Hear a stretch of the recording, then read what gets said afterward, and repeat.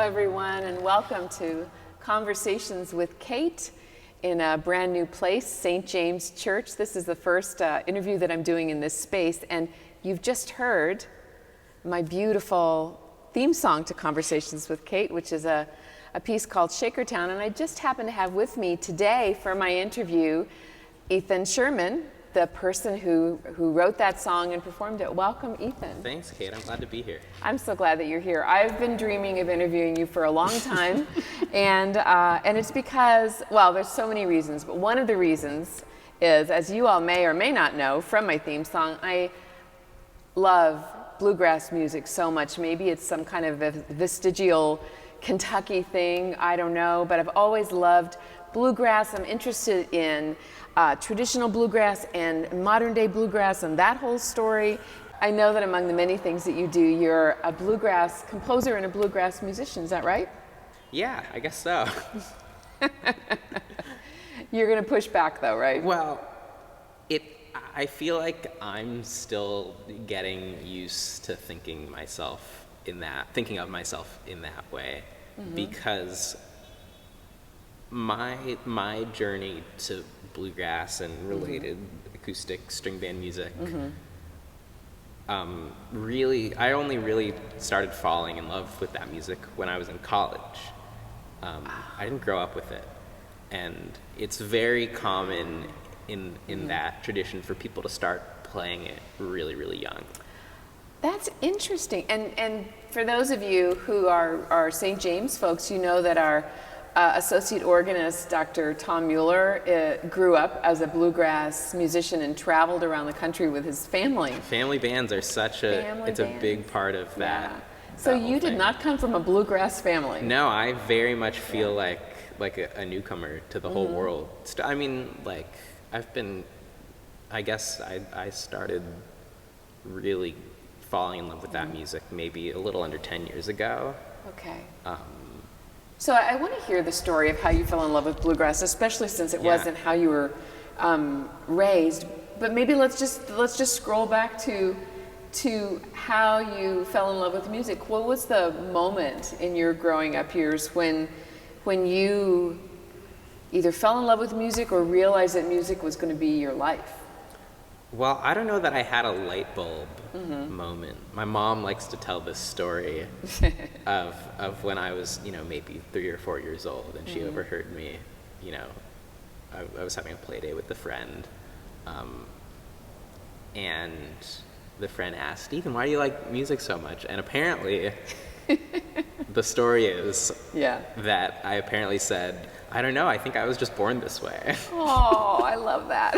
So I was born this way. it's just kind of the love for it and the just real obsession with it has just always been there as long as I can remember, even before I knew how to play an instrument or was, really dedicated.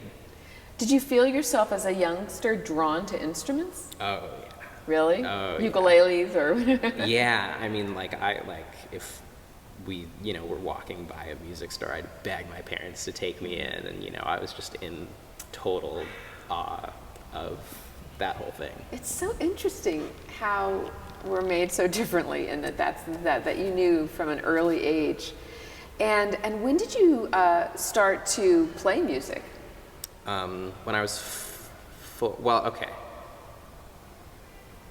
When my parents gave me a little toy ukulele when I was 2, and I thought it was a guitar. To me, it was a guitar. Yeah.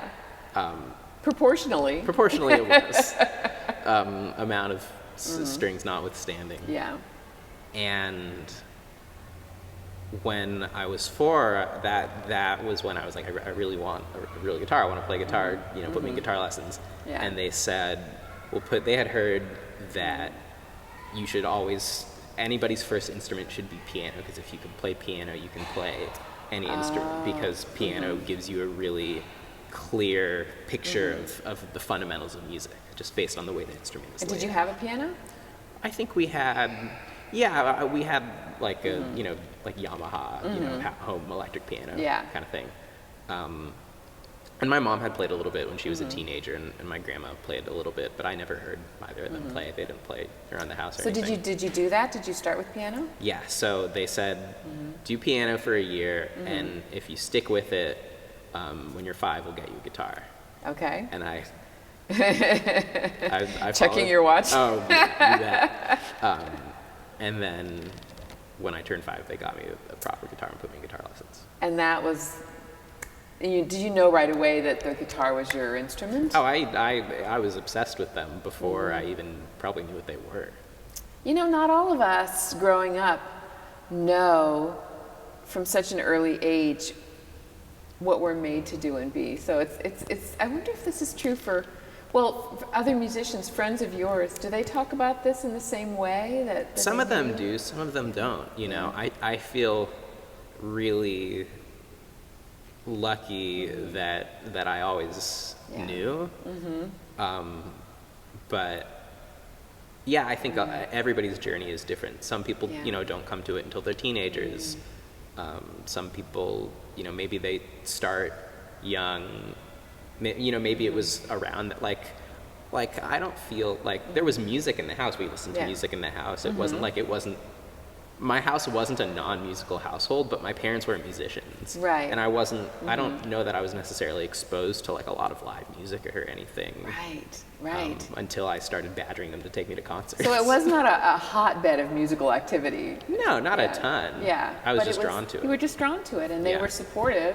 They got you the lessons. They took you to live concerts. Yeah. Yeah, that's great. So, sort of fast forward to high school. By that point in time, did you already have an idea that you were going to have a career in music? Yeah, I didn't really know what it meant, but I knew I wanted to be doing music all the time. I wasn't really exposed to a lot of professional musicians growing up, but my parents definitely did put a lot of work in to kind of nurture my love of it, whether it was lessons or sending me to camps, That's having instruments great. around the house. So bravo to all of you parents who, when you find that you have a child with this kind of a calling, that you support them in that way. That's really great. It's crucial. Yeah. It's so crucial, and I feel so lucky.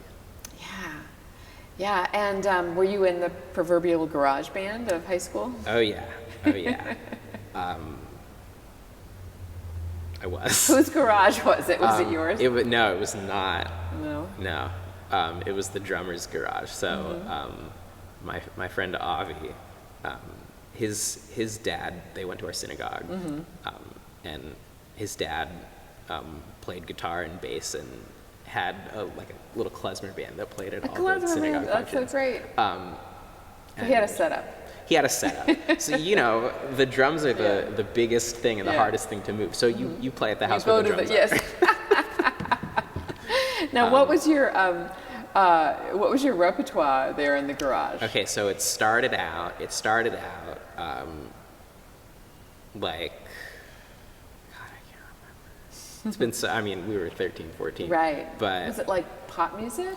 No, Or it was folk, definitely like rock and roll. Oh, rock and roll. Okay, okay. Because at that point I had gotten an electric guitar. Oh, okay. And was totally bit by that bug.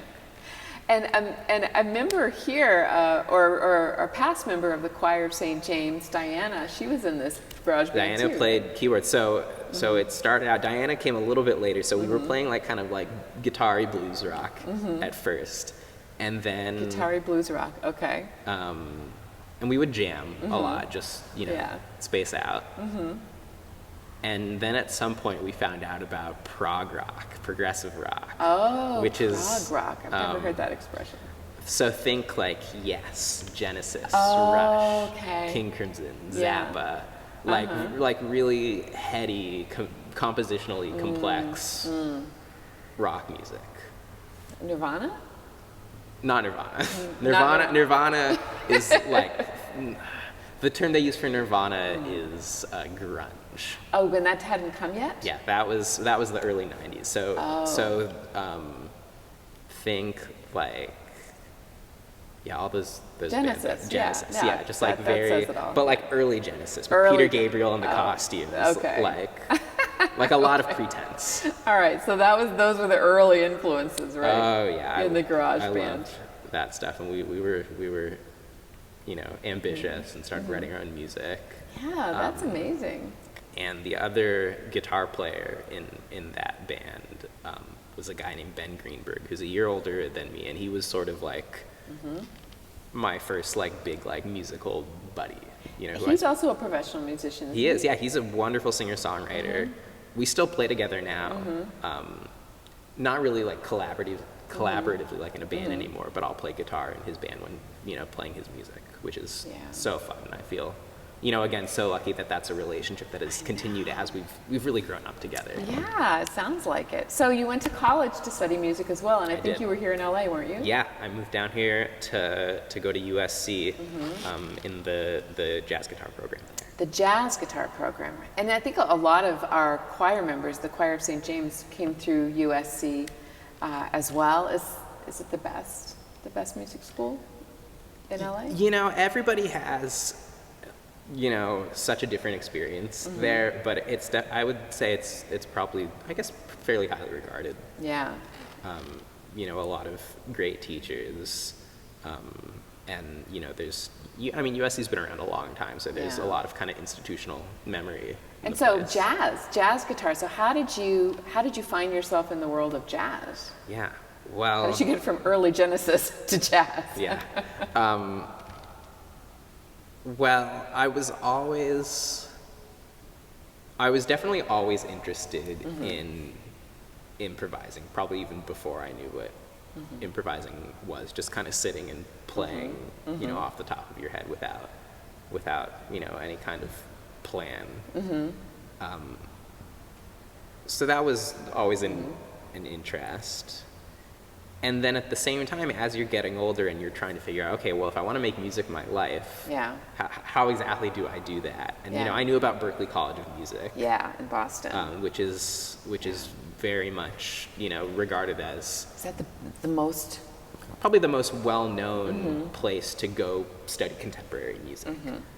Like, I didn't really grow up playing classical music or anything like that. So, like, there was a very clear, obvious, definite path if you were going to do that. You know, you go to a conservatory, but if you know, playing in your, you know, garage band, it wasn't, you know, it wasn't necessarily clear what exactly your path was. Right. And my parents were very much like, you know, they wanted me to go to college and, you know, get an actual degree. Yeah. Which, you know, makes sense. Yeah, sure. And I was really, for a time, dead set on, I want to be at Berklee, I want to do music, I don't want to do anything else. And they said to me, well, why don't you maybe, they definitely said, like, sure, apply to Berklee, great. but why don't you also apply to some other universities that have conservatory-like programs? So USC is a conservatory as well. So the degree I came out with was a Bachelor of Music as opposed to a BA in music. So, you know, a conservatory style degree where you're living, breathing, eating music day and night, and you got to take some general eds to get them out of the way. Oh, you did have general eds? Yeah. Oh, okay. Whereas at Berkeley, you probably don't. You do, I think, to get any kind of bachelor's degree, you have to have them, but compared to a BA, significantly less. So, so there you are at USC, and you're in the jazz guitar program. Oh yeah, I guess I didn't really. Yeah, you didn't answer my question about why jazz. Well, so if you're not going to play classical music and you want to have a conservatory-like education, at that time, you know, 10-ish years ago, there were a couple places that had some kind of popular music related thing. But for the most part, it was if you want to study music on a collegiate level and you're a guitar player, it's classical jazz. Or jazz. Oh, okay, so there's the answer. And I was playing electric guitar. Yeah. And, you know, there's a long tradition of that. Yeah. You know, in jazz. So it was like, okay, jazz. And I knew that by the time I was in high school. So I spent the last few years of high school, you know, playing in the jazz band. Oh, okay. You know, taking, you know, extra classes at the local jazz classes at the local community college. Did you love jazz at that point? Not like I do now. Interesting. It took a while for me to really connect with it, you know, emotionally. For a long time, it was this thing I was studying because I wanted to get better at music. This thing, I understand, a means to an end in a way. Totally. Even if I didn't know what the end was, it was like, well, I want to build my skills as a musician. That much I know. The most obvious way to do that as a guitar player is to study jazz. I see. But if you were just sitting around with your guitar, you might not have been playing jazz back then? I don't know. Probably not. No, I was playing prog rock. Prog rock, right. You know?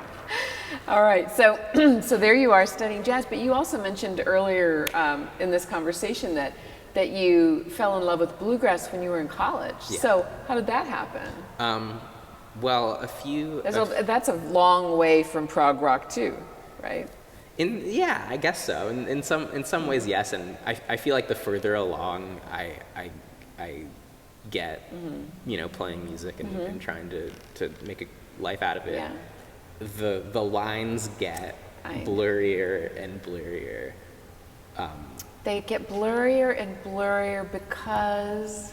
Well, you realize that all the good kinds of music, all the best music has more in common with itself than the good and bad versions of one kind of music. Like the best jazz, the best bluegrass, the best classical music, the best rock music, the best pop music. Yeah. The things that make that music great are the same no matter what the quote-unquote genre is. Whereas there are way more different things between, you know, good bluegrass and bad bluegrass. You know? Okay, so beauty is beauty. Exactly. Perfection is perfection. Craft is craft. And oftentimes when we're talking about genre, we're talking more about what something looks like. Yeah. And expression is expression too, right? Bingo. Yeah, I love that. But you grew up in Santa Rosa, California, which is not like the headquarters of bluegrass music. Definitely not. Although David Grisman was about half an hour away, unbeknownst to me, the great mandolinist. The great mandolinist David Grisman. Okay, so but I didn't know that. You didn't know that. You were not to know that until much later. Yeah, exactly. So do you remember when you were introduced to bluegrass music and thought to yourself, hey, this might be a thing? This might be a thing, yeah. There were a few different, there are kind of a few things that kind of led me to it. First off, when I was in college, a major, I guess high school as well, a major mentor for me and an influence was a guy named Julian Lage. Say that name again? Julian Lage. Lage. Lage. How do you spell Lage? L-A-G-E. L-A-G-E, Lage. Okay. And he's a famous... Yeah, he is about 5 or 6 years older than me, and he's also from Santa Rosa. Okay. And he was sort of this like child prodigy character, which I was not. I want to make clear. he was somebody who was like playing with grown-ups when he was like 8 years old. What kind of music? I think he started out as like a blues kid, but jazz very early. Yeah. So if you were a kid Yeah. in Santa Rosa who was playing guitar, the specter of Julian was kind of like omnipresent. Did you meet him at some point during your childhood? I met him once when I was maybe 11 or 12 because he and my brother were actually high school friends. Oh, wow. And then when I started going to Stanford Jazz Camp as a teenager, he was teaching there. And he was like 21 at the time, and I Yeah. was 16. Oh. So, You looked up to him. oh, huge. I still do, you know. Yeah. So, you know, he's gone on and has and continues to have a really successful career as a jazz guitar player. But he was somebody who I very much kind of attached myself to, kind of like a parasite, and was just like, you know, teach me your ways. But he was also somebody who wasn't that much older than me. You know, Right. he was. So you could imagine that there's a life in music. Yeah, like you could do this. I mean, I could never, you know, his path is totally different from Yeah. mine. So I never had any, you know, I never got down on myself that I wasn't as amazing as Yeah. Julian. It was more like, here's this real inspiring person who I want to be around as much as I can. Right. So he was around that music a little bit when he was young. Bluegrass. Via David Grisman and Bela Fleck, the banjo player. Bela Fleck. That's a name that everybody recognizes. Absolutely. Yeah. And so he was around it a little bit. And around the time where I was seeing a lot of him when I was in college, he had been starting to play a lot more acoustic guitar. And he had a duo with a guy named Chris Eldridge, who's another guitar player, bluegrass guitar player, who's probably best known for being in this band Punch Brothers. Eldridge that's a famous last name, isn't it? So his dad was Ben Eldridge, or is Ben Eldridge, who was in the Seldom scene. Oh, which was Mike. I think we've talked about that. We before. might. I think we maybe have. Yeah. No, I loved the Seldom scene Right, when and I you was got to growing see up them at in the DC when you were at the Birchmere, right? Exactly. Yeah. Okay, so that's one So of those they were playing together, and I was families. hanging a lot with Julian around that time. So I was seeing kind of how there was so much in common with the big tent bluegrass music and the jazz that I was studying in terms of it being real improvisatory music. Aha. That So being that's a crossover thing for one you, thing. the improvisation side of things. Big. And you know, with acoustic music, you don't need to carry as much stuff around. You know, you don't need a set of drums, you don't need an amp. Yeah. You get your instrument on your back and you go. Right. The overhead is a little bit lower. Yeah. That was really interesting to me, thinking about like, if just, you know, having a career. Because if you're in a rock band, touring is expensive. Yeah. You know. Yeah. I can imagine. You have to have like special vehicles and You've got all this stuff. Yeah. And you got to worry about it being stolen out of your car, so you got to take it in with you wherever you go. And you know, it's just more people. Whereas the string band thing is much more just like mobile. Yeah, but that couldn't have been the deciding factor. Oh no, it wasn't. It was just something that I thought was kind of cool. Yeah, kind of cool. But in terms of travel. musically, so that was something. And when I was in college, I started going to see concerts at this place in LA called Largo. Largo. Does it still exist? Still exists. Beverly and La Cienega.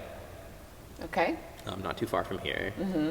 And I started going to see Sean and Sarah Watkins play there, brother-sister duo. She plays fiddle, he plays guitar, they both sing. Yes. And that was really interesting to me. Because there's the improv, so, you know, they were playing songs. They were also playing fiddle tunes, and, you know, there was improvisation all kind of mixed within that. And they were kind of, like, I realized, this is actually one big community. And that was really exciting to me. The bluegrass community. The community, the social aspect of it, because I guess I should mention, like, all of those, the people that I mentioned, Chris and Julian and Sarah and Sean, like, they're all friends. They all play together. Yes. All the time in different configurations with, you know, a ton of other people. And I think I saw them all together with a few other people one night. and the real community and collaborative aspect really just struck a chord with me. I love that, because I think we all yearn for community.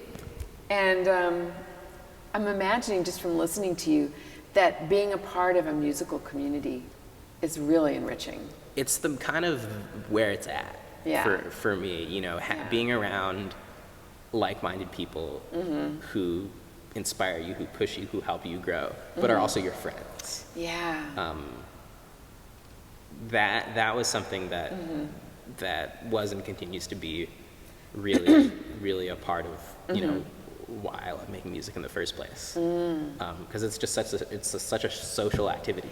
Would you say that the bluegrass community in a place like Los Angeles is more of a community than maybe the jazz community, or are they equally communal? They're definitely equally communal. I think the thing that attracted me to the acoustic music scene was that it seemed like the barrier to entry was a little bit lower. And not to say that it's, you know, simpler music or anything like that, because it's you know, it's real deep in its own way. Yeah.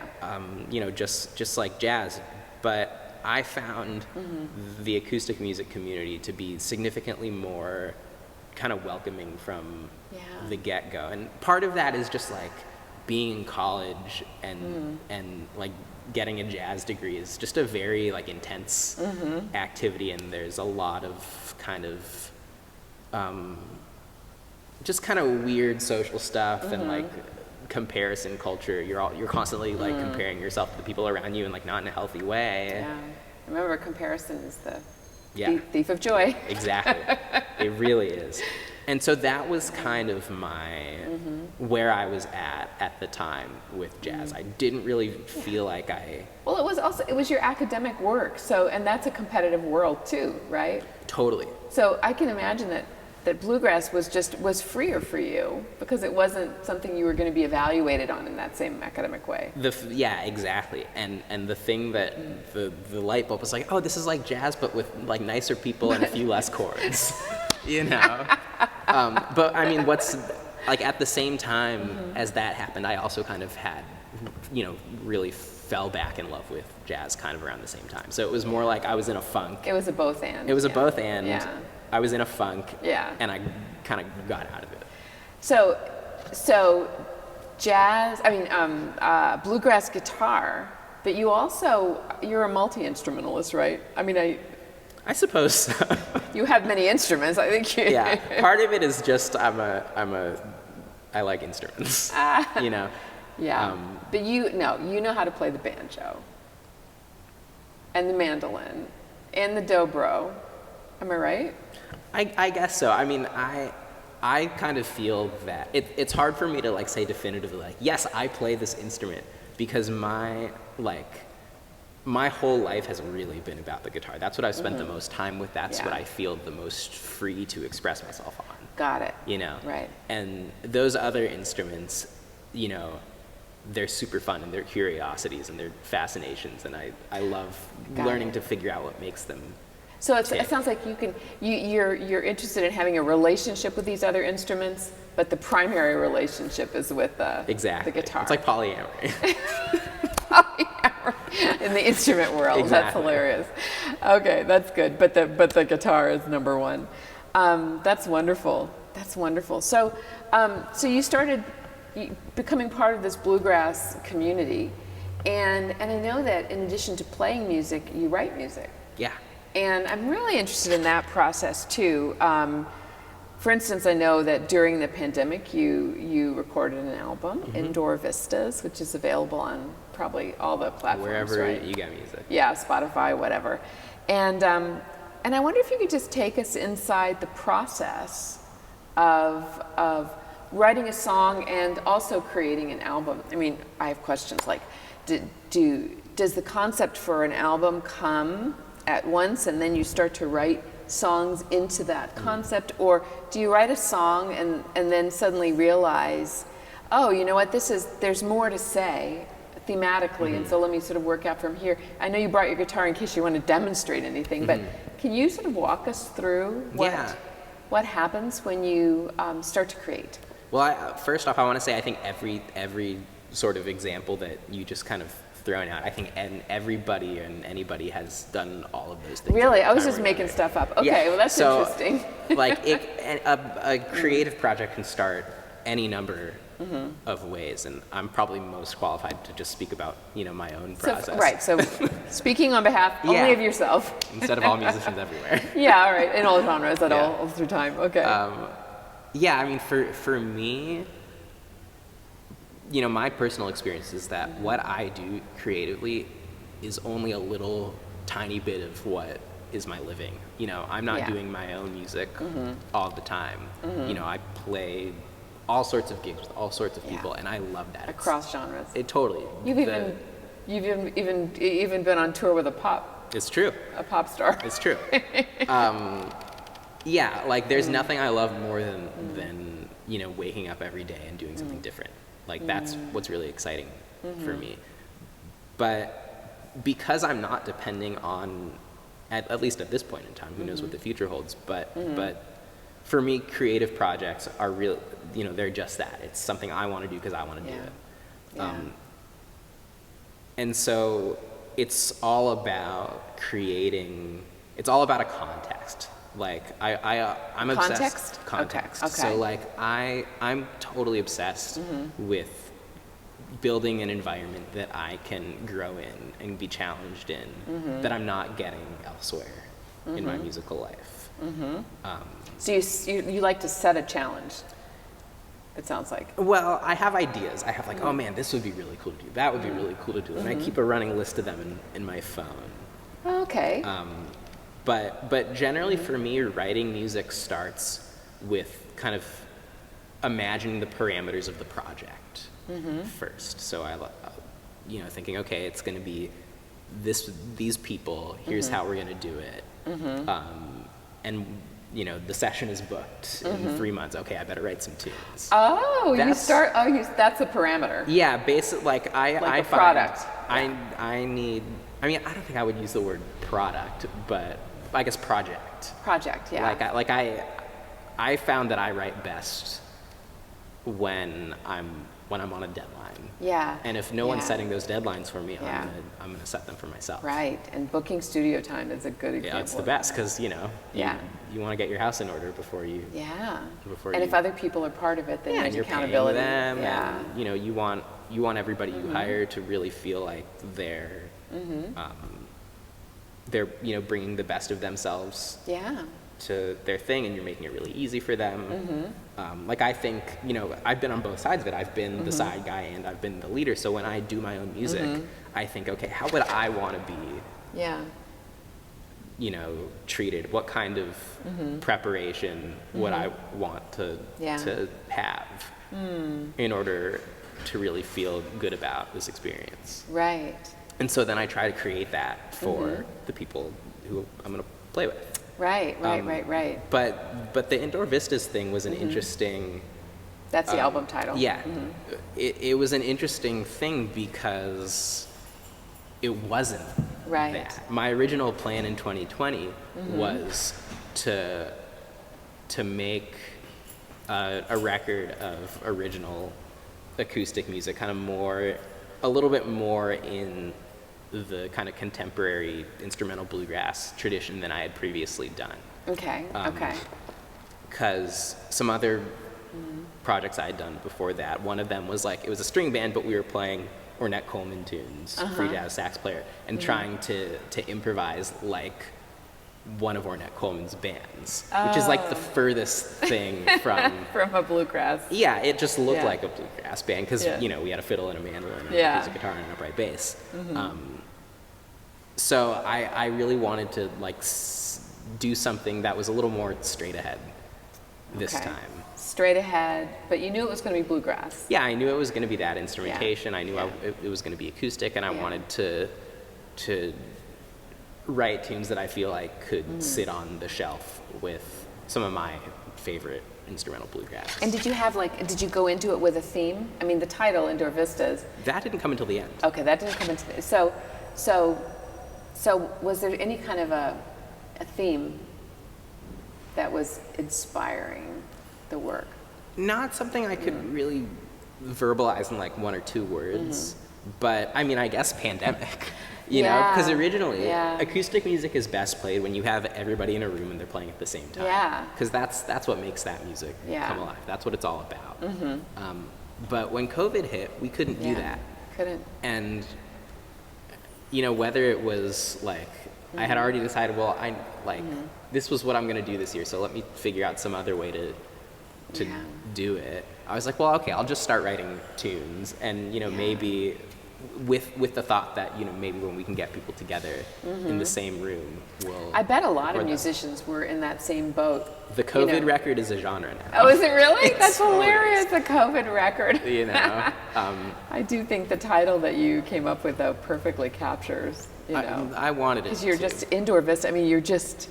This is all you got. Yeah, there, especially in the early days, pre-vaccine. Yeah. It was incredible. I mean, I don't think you probably weren't playing with other musicians for a period of time at all. I didn't play with another musician for like 6 months. Yeah, that's incredibly. It was rough. Must have been rough. So, do you feel like getting your guitar out? Yeah, sure. I mean, I just think it's fun to hear the sound in this space. It's an incredible sounding room. The guitar sounds great. Yeah, this is a great. Acoustically, this church is kind of famous for its sound. Yeah, I can tell. Yeah. But to answer your question a little more, so I started writing tunes, thinking, okay, well, when we get people in here, and when we can get in a room, we'll do it. Yeah. And then as time went on, it was like, okay, this isn't happening anytime soon, but I want to keep, you know, being creative and seeing, you know, how far I can take this music. So I started sending the little demos I was making to some of my friends and saying, hey, could you play on this? I'll like lay down play mandolin or play banjo or whatever. Like I'm gonna say, I don't even know if this is, would they lay down a track? Bingo. On top of what you'd already done on guitar, they would put a mandolin. Exactly. Or a dobro or banjo or bass. I was about to say cello. It's a big cello. Yeah. Okay. So and they probably loved that because everybody was sort of probably hungry for. Everybody wanted to play. Yeah. You know. New ideas, just the freshness. Totally. Of that. And I wanted to, you know, connect with my friends somehow. So that started passing the pieces around. Exactly. And I would get things back and I'd be like, oh man, this is great. Still thinking of it as like, okay, this is a demo for when we're actually going to play live together. Yeah. And as I would get things back, I would sort of, you know, re-record my guitar and try to react what I got back to what I got back to try and make it a little bit more communicative. Yeah. And so as these things started coming together, I started to think, okay, maybe like this could be something on its own merits. Yeah. You know, a snapshot, almost like a surreal, like hyper-real kind of bluegrass experience, you know, because it's not the real deal because we're not all in the room together. But I like that idea that, you know, you issued a communication, you send it to somebody else, they respond, and then you re-respond, you know, and so there is a conversation happening. Yeah, it's just not instant. It's not in real time. It's mediated by the time and distance and technology. Yeah. So I think that has a sound of its own. You know, I don't know if it's like always the sound I want to hear. Yeah. But as a document of a time, I do think it's fascinating, and I did think it was worth sharing with the world. Absolutely, and I can really imagine how joyful that would have been for all of you. Yeah, I mean, it was hard work. Like, that's not really how that music is supposed to be. And I really feel like I had to, like, you know, almost like, you know, like you think of like a sculptor, like they have a rock, and then they've got the thing, and they're just whittling away until the thing shows up. Yeah. But then I think toward the end, you did make some videos with your collaborators. I did, yeah. Which actually, the people in the videos weren't the people who played on the record. So that's something that's kind of funny about it, because with the power of, you know, sending stuff over email, you know, if I wanted somebody to play on my record and they lived in Nashville or they lived in Maine, I could get them to do it. Oh, but when you made a video, you needed to round up LA friends. Exactly. I get it. Yeah. So is the Indoor Vistas album the people from Maine and Nashville, or is it the LA people? There are a couple people in LA, a few people in Tennessee. I think the banjo player maybe was in Nebraska at the time. That's amazing. Totally scattered. Right. And then the video is Tim, the bass player in the videos. He played on the record, and he's the only one in the videos who played. So typically, if you were going to be making an album, you probably would have worked with local musicians because you'd be recording together in one space. But this does sound like almost a unique COVID opportunity. Totally. Although I've also heard of people in recording studios, doing their tracks and then something gets assembled later. I think it's more common in pop music, rock music, singer-songwriter music. As opposed to music that's so communal, like bluegrass. Got it. Yeah, interesting. So I keep trying to talk you into getting your guitar. Oh, yeah. So, let's do it. I mean, you can't... Prog rock?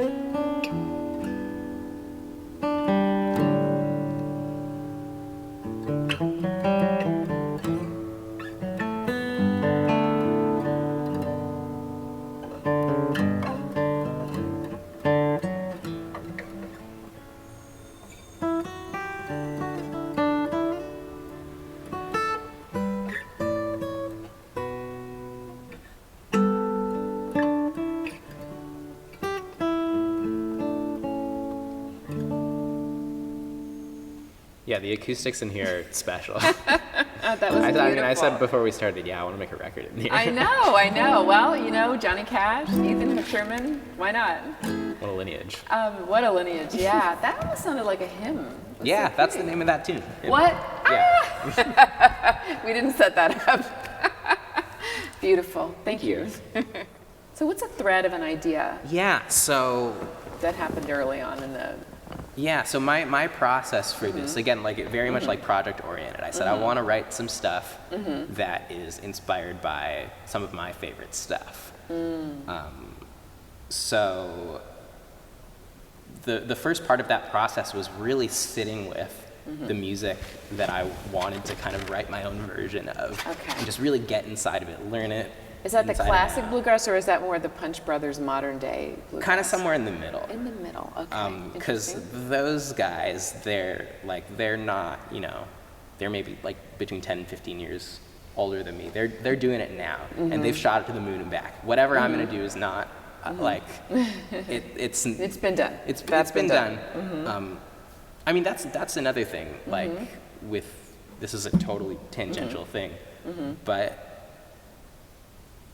One of the things about doing, writing bluegrass versus, doing original jazz stuff is that part of my education in jazz was so deep that to write my own music in that world felt almost paralyzing. Well, what could I do? Everything's been done. Everything's been done. And so much has been done in acoustic music too, but for some reason I don't feel that way because it's so new to me. Yeah. Oh, that's nice. So I don't have any feelings of I can't do this because it's already because I'm not Ornette Coleman. So it's exactly. Who am I? I'm a Jewish kid from Northern California. What do I have to say? I don't feel any kind of that pressure. With this music for whatever reason. That's great. Yeah. So it kind of makes me feel freer about copying things. Yeah. And responding. Totally. And just I don't necessarily know what I'm putting in there that's specifically mine, but I know that I'm doing it, so it's going to have a sound. Right, right, absolutely. So how about that sound? Yeah. There's a song on the record called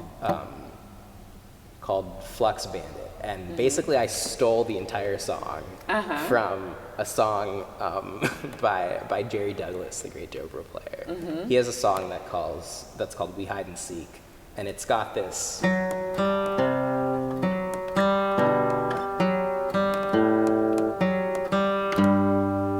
kind of melodic figure that comes up again and again. So that's what runs through it. That's one of the things that runs through it. If we're just talking about melody, there's also the chords and the form, and when people are just jamming versus when there's a melody, and who's the arrangement, who's playing when, how loud, all those things were part of what I got inside of. But just to talk about one element, you've got this 2-note thing that gets repeated, and then the last note keeps getting lower and lower. Yeah. So to completely like do something that was kind of like that but different. So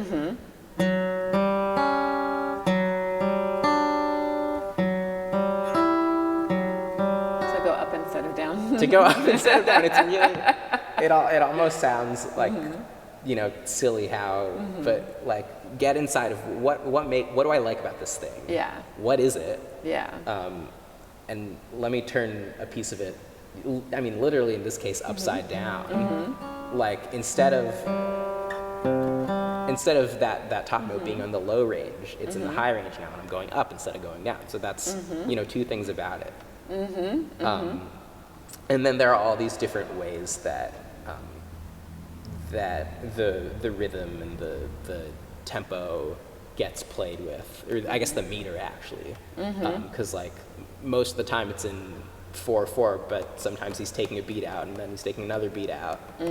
So little rhythmic games like that I tried to kind of steal, and then make my own. So you played around with that piece by him. Yeah. And sort of I rewrote it. You rewrote you reversed it. I made my own version. You made your own version, and then when you sent that to your different colleagues, they were playing with it too, right? Yeah. With their instruments. Exactly. And so I almost felt like, because this was the first time that I was doing something that to me felt this straight ahead. Yeah. Straight ahead meaning like in a tradition in some way. Yeah. Not just like purely, trying to do something brand new. I mean, nothing is brand new, but everything is brand new. Everything is a recombination of another things. But because I was trying to really like grow in this specific thing, I felt like I really wanted to try and really be directly inspired by some of my favorite stuff as a starting point, because like this isn't going to be the last Bluegrass record I make. Right. In fact.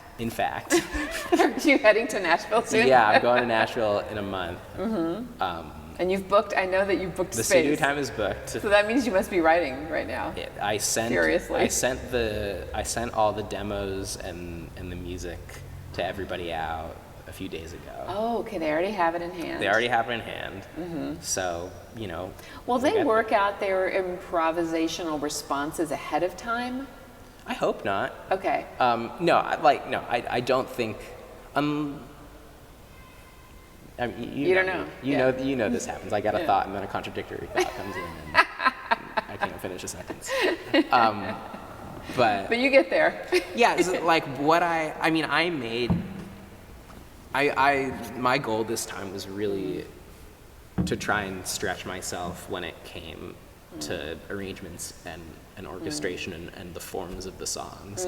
Like, instead of, okay, here's an A part, here's a B part, here's a C part, and they're all 8 measures long or whatever, let's play with that a little bit, let's have this A part and have this B part, but then we're going to come back to the A part, but it's going to be a little bit longer because there's this other thing going on. And then there's a C, you know, just like a little bit more elaborate, but still wanting to have some kind of flow and narrative that you can follow. As I'm listening to you, I just keep thinking that it sounds like part of, tell me if this is right, part of what's fun about this for you is the not knowing. Oh yeah, absolutely. And that's funny because I think of some musicians as more presentational. Let me show you what I know, you know. But maybe it's because of the improvisational form of jazz and bluegrass. But it seems like you're setting puzzles for yourself to solve. Totally, and also, you know, I wanna you have a framework, and then you give it to the people whose musicianship you trust and you admire, and you can't wait to see what they do with it. Can't wait to see. Oh yeah. So that first day in the studio, you're going to be so excited, right? Oh yeah, I'm gonna just be like, my jaw's gonna be on the floor the whole time, just watching, you know, what my buddies are up to. and probably to feel. Oops, I keep hitting my mic. Feeling probably a kind of parental pride too, that your piece takes on more and more life, I suppose, when you're together with other musicians and they're totally. There's only so far that I can take it. Parental is interesting. I don't know that I feel like that much ownership. Okay. Over it. What would be a better way of talking about it? I think just pride, period, of just Pride, like, you know, like, and just like gratitude, like, man, how cool is it that I get to do this? How cool is this? I know. You know? I know. Well, one of the things that I love listening to you talk is it's just evident how much joy you get from music ever since that I guess I'm just made this way moment as a toddler or whatever. It's just, it's a beautiful thing to see. I always love to see people who are so clearly living into their human call, you know. It's a great thing.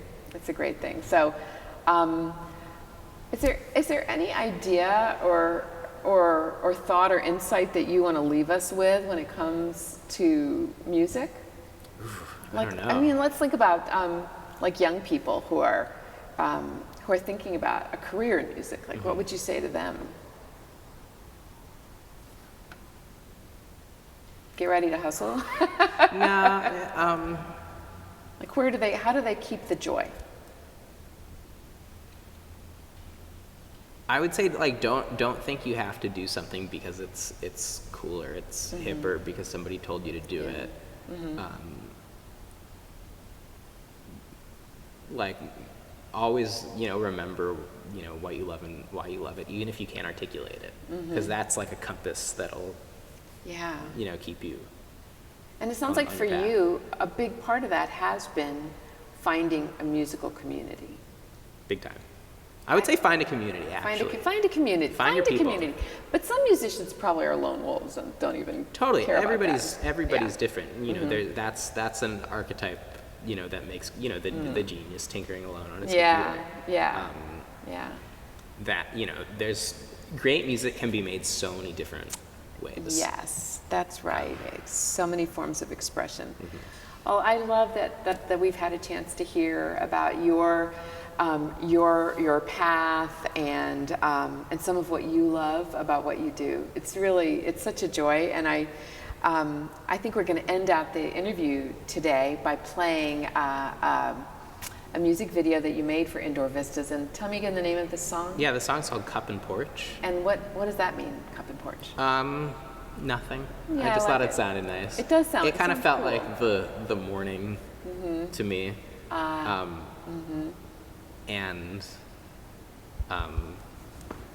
when I was trying to, you know, think about, like, figure out, like, what is the title for this record? What's the story? Because I had all the music before. Right. Before I Yeah. had that, Okay. I played it for my partner, Allie, who was also your daughter. Yes. And she said, how about songs from the porch? And I was like, I gotta get porch in here. Yeah. There's some kind of porch. Porch resonated. Yeah, the porch, the porch thing was strong. Right. So.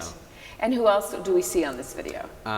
We have Tim McNally on the bass, Greg Fleischut on the mandolin, and Gabe Witcher on fiddle. I remember loving that fiddle. All of it is so great. Yeah, all right, so enjoy that, everyone. Enjoy the video at the end of this. conversation. And thank you, Ethan Thank Sherman. you, Kate. This was such a treat. Oh, such a treat for me too. It's really an honor to know you and to follow your career. And good luck in Nashville. Thank you. And everyone, I'll see you again soon from Conversations with Kate here in St. James Church. I'm loving this opportunity to be in our beloved space, the acoustics, the beauty, and I hope you did too. Good night.